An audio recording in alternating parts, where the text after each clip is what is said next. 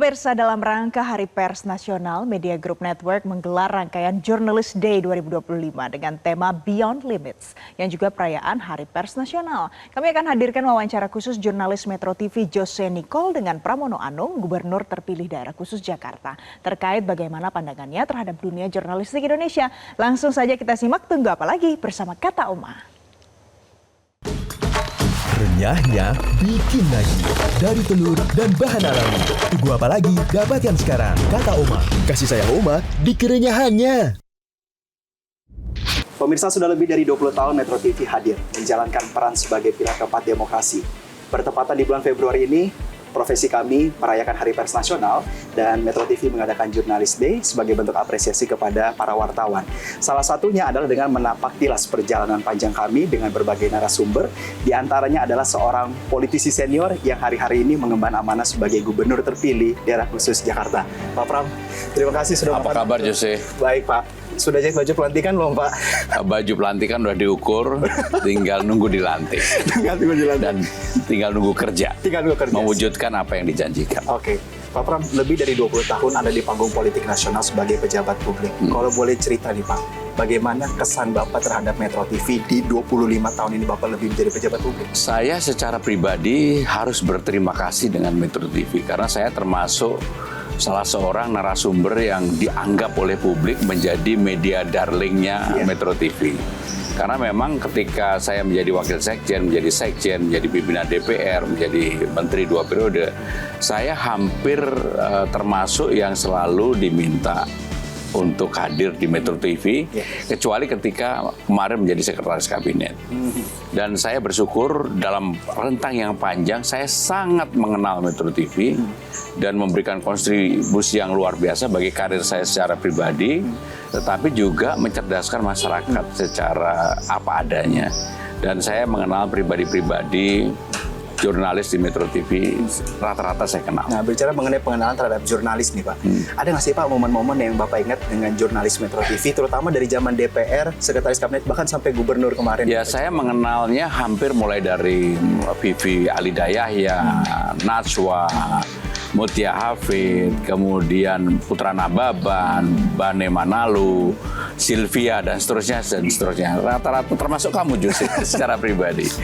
Rata-rata saya mengenal secara pribadi dan saya bersyukur sampai hari ini saya masih berkomunikasi dengan baik dengan mereka-mereka ini. Dan saya bahkan kalau boleh bersaksi nih, Pak, saya ingat betul CFD pertama Bapak setelah Bapak mendaftar. Saya ada di situ tuh. Iya. Bapak mulai dengan sarapan lesehan, lalu menyapa warga, tetapi pada saat itu warga belum kenal Bapak. Belum kenal. Bahkan waktu saya mendaftar tanggal 28 Agustus, kemudian Car Free Day pertama, mungkin dari 10 orang, hanya 1-2 orang aja yang kenal. Mungkin ya. Iya. Bahkan kalau saya lihat waktu itu, Pak, yang generasi... Semuanya bangdul. Iya, generasi senior itu kenalnya bangdul. Milenial dan Gen Z. Enggak. Karena memang saya terlalu lama tidak mau tampil di ruang publik. Tetapi sekarang ini sebagai gubernur terpilih tentunya saya harus tampil di ruang publik. Oke, Pak. Tetapi kan sejarah mencatat hal yang lainnya, Pak. 3 bulan kemudian Bapak berhasil memutarbalikkan keadaan dan menjadi gubernur terpilih dengan 1 putaran. Pak, nantinya dalam waktu dekat ini kan akan segera dilantik. Bagaimana Bapak nanti sebagai gubernur terpilih akan melibatkan teman-teman pers dalam bentuk pengawasan kepada kepemimpinan? Ketika saya menjadi pimpinan DPR, saya melibatkan pers. Ketika menjadi sekjen, saya melibatkan pers. Karena memang kebutuhan itu sangat dibutuhkan. Kenapa ketika menjadi sekretaris kabinet saya tidak banyak melibatkan pers? Karena saya penjaga dapur presiden.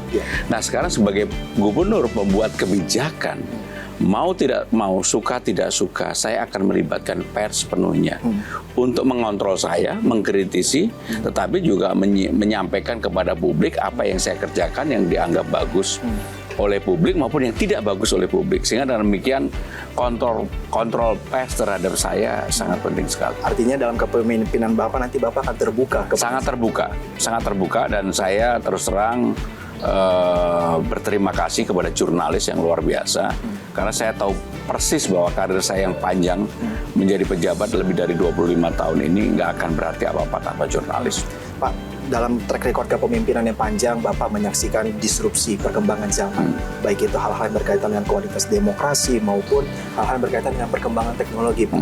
Bahkan mungkin hari-hari ini profesi jurnalis ini profesi yang masih orang menimbang-nimbang apakah saya harus tetap jadi jurnalis atau tidak. Bagaimana harapan Bapak terhadap kondisi ini? Jadi memang jurnalis sendiri harus bisa mengadaptasi terhadap perubahan itu. Dulu orang tidak menyangka bahwa sosmed sekarang begitu dominan. Dan perubahan itulah yang kemudian juga harus dilakukan oleh jurnalis. Maka kenapa kalau melihat perubahan yang paling nyata ya, sekarang ini podcast yang diadakan itu lebih menarik dibandingkan dengan diskusi yang terlalu dalam.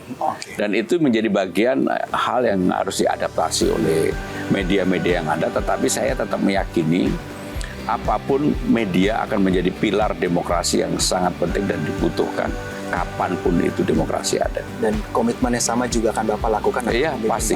Pasti. Baik, terima kasih Pak Makasih, atas waktu dan keterangannya. Makasih Jose. Dan pemirsa, itu tadi wawancara kami dengan politisi senior sekaligus gubernur terpilih daerah khusus Jakarta. Harapannya kepada profesi pers untuk tetap dimuliakan dan mampu beradaptasi kepada pilar keempat demokrasi.